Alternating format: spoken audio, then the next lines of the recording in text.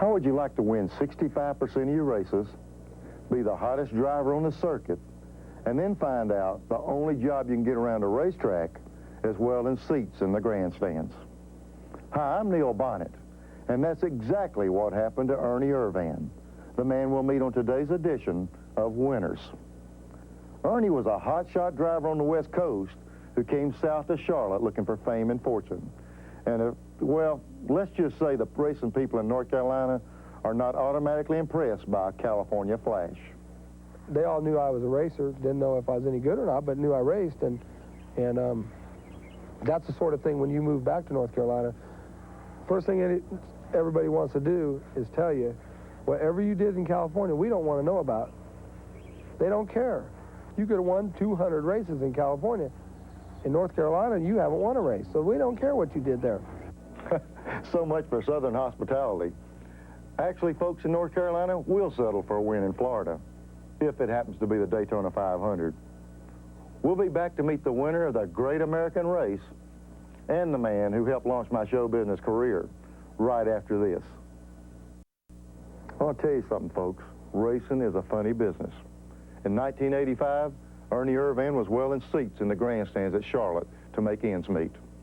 And just a short 6 years later, he was a Daytona 500 champion. But it was a long road from the dirt tracks of California to that tri-oval in Daytona. Well, I started racing go-karts when I was 8 years old, and as soon as I turned 16, Dad had bought a stock car, and we put it together. Was going to go run a dirt track with it. A couple weeks later, in fact, it was 4th of July weekend in '75, I think. It was the first time I had run, and we took it to a place in Stockton, where that was the closest asphalt track on Saturday night. Ernie's dad, Vic, was a state champion on California dirt. But when Ernie got behind the wheel of Vic's car, it was obvious that Ernie was the one with natural ability. It was a hard car to drive, and he sure surprised me what he was doing with it, because he was driving it better than I could. Yeah. I mean, on the short track, when I tried to go to the short track with it, I just couldn't. For some reason, it just wouldn't work on asphalt. Even though Joe, Ernie's mom, would take the kids to the races to watch their dad, she was dead set against Ernie getting in the car. Well, when he first started in go-karts, I wouldn't even go to the track with him. It just scared me. I just wouldn't go. Then he started racing on the short tracks in the regular cars, and I still wouldn't go. And he would, when he'd come home and he'd say, I crashed this time, you're going to have to go, because if you don't, then I can't do well. So I started going. Pretty soon, Ernie was winning everything in sight. But he quickly learned not everybody loves a winner. And we ended up winning 15 out of 23 races at the one racetrack that year. Mom got suspended once for giving a fight in the grandstands, and you know, it was an exciting year. And you know, any of your Saturday night local shows, they don't want an 18-year-old kid coming in and beating them. And plus, when you're 18 and running good, you're pretty cocky. You know, I'm pretty cocky now, but you can imagine what I was like when I was 18 and doing that. So in 1984, Ernie loaded his car on a flatbed and headed towards Charlotte, a town where you can run short track nearly every night of the week. I got with another guy named Mark Reno that was from the West Coast, and we raced together for 3 or 4 years, and he put me in my first Winston Cup car. Dad and him put me in my first Busch Grand National car. You know, and you know, ran basically at Concord for like 4 or 5 years, and it kind of got like running Saturday nights in Stockton. You know, you get your conflicts with this driver and that driver, and it gets to be the weekly show of hassle. Hey, if you were looking for a hassle, Ernie Irvan was the guy to oblige, during the race or after. I did a lot of things wrong. I mean, it's a wonder that I'm Winston Cup racing now, because I was about as rough as you could get on short tracks, and when the race was over, if they wanted to fight, we'd do that too. This is the famed number 3 of Dale Earnhardt, the intimidator in NASCAR, also the innovator in NASCAR. Dale was the first Winston Cup driver to sponsor an opposing driver, an unknown Ernie Irvan. I can remember to this day pushing it down pit road, people looking at it and going, Dale Earnhardt Chevrolet on the side of this car, you know. Now, quote, he does it a lot, but at the time it was the first time any Winston Cup driver had helped or sponsored a car. And we come pushing through the garage here, and there again, we're pretty cocky again, you know, because we got Earnhardt Chevrolet on the side, so that means we're tough. And, you know, everybody's looking at this. So when we're rolling through, you know, everybody's noticing the car, where if we'd have pulled in with nothing on it, we'd have just been another car in the garage.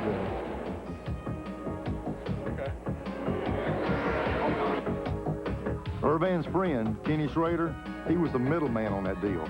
But let me give you a Bonnett rule of racing. Sponsors' names on the quarter panels doesn't automatically mean that there's a check in the bank. So Schrader was going to be the negotiator in it. So we didn't get any money for the deal. We got some parts and some help and credibility and all that. Schrader may have got some money. We don't know yet. He won't admit to it, but all I know is he left the shop with Earnhardt, and we put Earnhardt Chevrolet on the side. And Schrader may have got a couple grand for it. We don't know. But knowing Schrader, it's probably true. Ernie said that you put that deal together for him. Y'all rode by, and you lined up all the sponsorship, but Earnhardt was going to pay for it.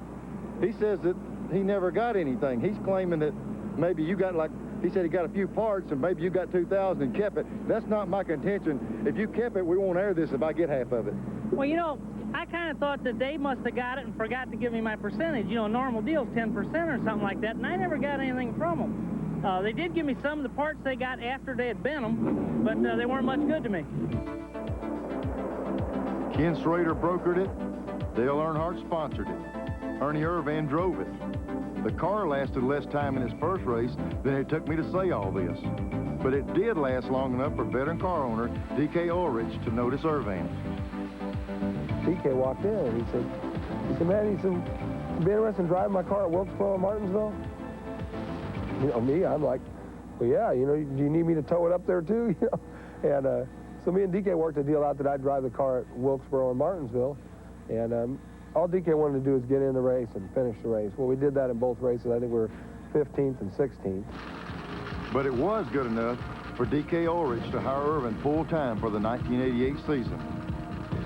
Now, if there was ever any doubt about why Ernie was nicknamed Swervin' Irvan, he cleared it up right away. Watch this. We weren't that good, but we got in the 125 qualifier. I'm running 13th, transfer spot with 5 laps to go. A guy runs into the back and spins me out. I get wrecked again. Now, very few people can say they wrecked the same car at Daytona 3 times. And we did, you know. Up until about June, I'd pretty much wrecked about everything DK had. How many cars did Ernie wreck for me? Well, you know, we started in, must have been 87, I think we started. The first 10 races we went to, we lost 8 cars in the first 10 races that we went to. But when we, you know, we came to an agreement shortly after that, and we decided we were going to put Ernie in the body shop about 12 hours a day in the next few weeks if the trend continued is what we were doing. And no, you know, seriously, we had a discussion about it and made some improvements on where he was looking on the racetrack. Instead of looking right in front of him, he needed to look way out in distance and, you know, be more prepared for situations when they came. After a little discussion like that with the owner, a racer knows he's got 2 choices: stop wrecking or start looking for a real job. I'll tell you what happened after this.